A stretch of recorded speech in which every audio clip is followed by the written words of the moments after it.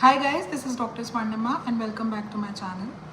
आज का वीडियो हम उन लोगों के लिए बना रहे हैं जिन लोगों ने मेरे कमेंट सेक्शन में बहुत ज़्यादा कमेंट करे थे और मुझसे पूछा था कि मैम हम लोग ग्रीन टी ले सकते हैं क्या होम्योपैथी के साथ, हम लोग नॉनवेज खा सकते हैं क्या होम्योपैथी के साथ, हमें कितने आवर्स का ब्रेक रखना है होम्योपैथी के साथ। तो इस कन्फ्यूजन को आउट करने के लिए और इस कन्फ्यूजन को सॉल्व करने के लिए मैं ये वीडियो बना रही हूँ।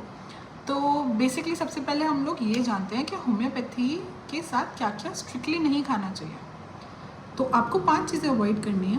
आपको कच्चा प्याज, कच्चा लहसुन, कॉफ़ी, चॉकलेट, चाय, 5 चीज़ों का स्ट्रिक्ट परहेज होम्योपैथी में कहते हैं। अब क्यों कहते हैं, अगर आप इसका लॉजिक समझोगे तो आप इसको अवॉइड करने के लिए थोड़ा मतलब like you will try avoiding these kind of things.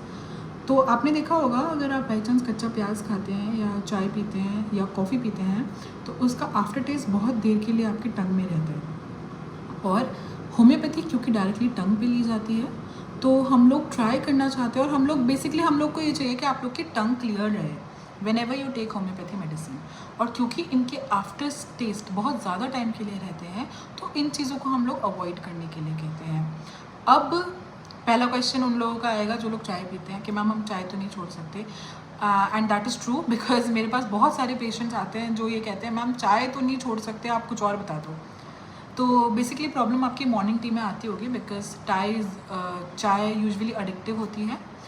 तो अगर आप लोग मॉर्निंग टी लेते हैं तो आप लोग इसका सोल्यूशन ये है जो मैं अपने पेशेंट्स को देती हूँ।